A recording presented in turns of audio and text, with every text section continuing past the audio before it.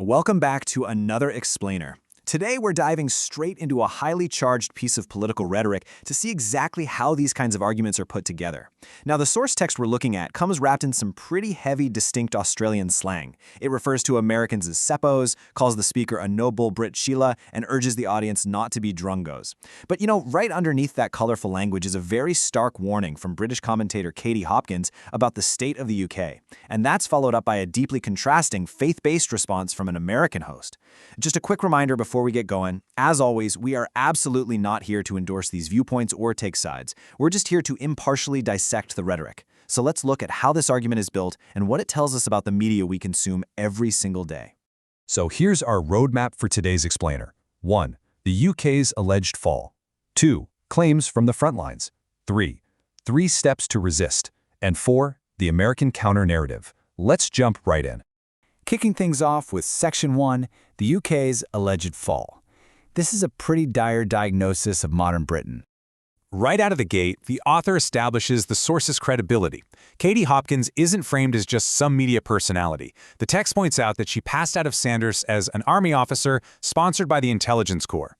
This sets up her thesis not as some casual observation, but as a strategic warning. And it all culminates in this one desperate plea: don't let this great country turn into the United Kingdom.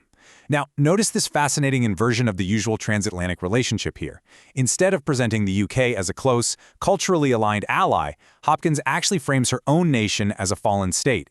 She claims the UK is today a place that a lot of its older citizens literally no longer recognize. She cites these heartbreaking letters from seniors who are so bewildered by the changes in their country that they're actually expressing relief that they won't be around to see its ultimate collapse. It's a heavy, deeply cynical diagnosis for sure. To push this diagnosis even further, the source asserts that there's a massive physical and cultural fracture right down the middle of the nation. On one side, we have what she refers to as Londonistan. She describes it as baby America, specifically comparing it to California, but with all the perceived negative aspects, cranked to 11. She even throws in the highly colloquial and controversial term cockwombles to describe its leadership, and she actually claims that just writing that term down got her reported to the Metropolitan Police for a hate crime. Then, on the other side, you have the rest of the UK, which she paints as completely alienated from its own capital. This alleged geographic and cultural split, that's the entire foundation of her warning to America. Moving right along to Section 2, claims from the front lines, anecdotes, data, and alleged system failures. Notice how rapidly the text fires off assertions here. It's designed to build this immediate sense of urgent crisis. It lists some very specific alarming claims, that the risk of rape is higher in London than in New York, and that East London actually sees more acid attacks than Islamabad. It goes on to claim that the head of MI5 has admitted the terror threat is now impossible to contain. But beyond just crime statistics, Hopkins asserts systemic discrimination. She claims the establishment engages in appeasement of what she calls the Muslim mafia. She alleges that serving police officers have told her local imams are handpicking who gets to police their areas, and that white British males were explicitly banned from recent police recruitment coaching days. And to drive that point home, she shares an anecdote about her own husband, a white male with no quote-unquote minority card, being flatly rejected, framing this as official, baked-in discrimination. Now, to cement her narrative of a system totally failing to protect its borders and values, the source details a really harrowing 48-hour timeline that Hopkins spent inside the Calais jungle migrant camp in France. Hour 0, she enters the camp.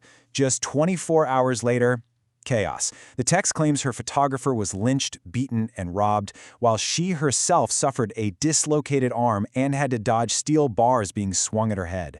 By hour 36, the tension spikes again as she clashes with charity workers, people the text labels do-gooder Democrat types.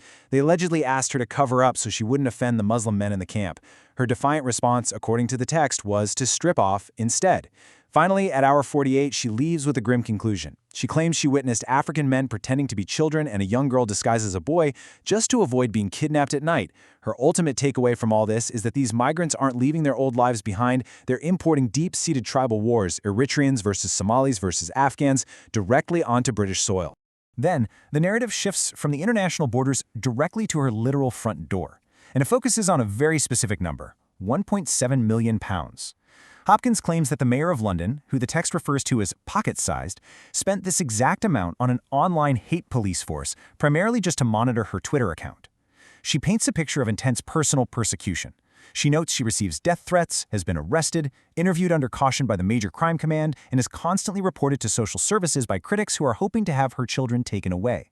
In a dark bit of humor, she recounts telling a weary social worker on the phone, "My kids are home eating prawn salad. Pretty posh for us." That juxtaposition of just mundane family life against aggressive state surveillance is used to really emphasize her resilience. All right, on to Section 3, 3 Steps to Resist. This is Hopkins' action plan for America. So rather than just complaining about the situation, the text outlines a highly structured, 3-step prescriptive guide for resistance. Step 1, reject the narrative. She urges readers to stop consuming information that's been filtered through what she calls the liberal fairy tales of Google and Facebook. Step 2, arm yourselves with real info. She insists people have to bypass sanitized media and go directly to the source, exactly like she did in the Calais camp. And Step 3, grow moral courage. She demands her audience learn to withstand intense criticism and even death threats without ever backing down. Interestingly, she points to Donald Trump as the Jedi master of this tactic, taking the flak and just continuing to swing. She advises her audience to act like an arrowhead, letting criticism slide right off them as they drive forward. Notice how this structure is perfectly designed to pivot the audience from feeling like passive victims to feeling like empowered, active participants. Finally, Section 4, the American counter-narrative, exceptionalism and a faith-based rebuttal. Talk about whiplash. Pivoting to the second half of the source text, we get a complete shift in tone. An American host steps in to respond to Hopkins' cynical warning, and he does it with this burst of soaring nationalistic optimism. He essentially argues that the UK's core problem is a lack of true American-style assimilation.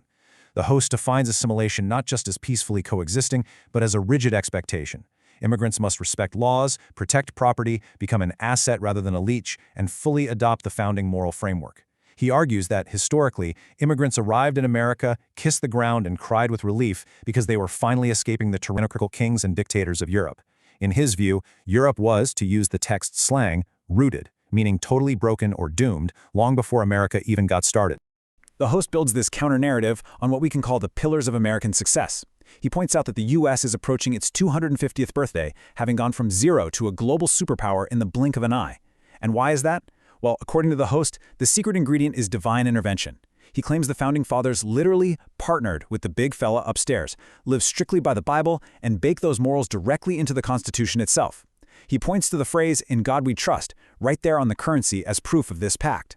For the host, America works because it gave the whole world democracy, capitalism, and the freedom for absolutely anyone to pull themselves up.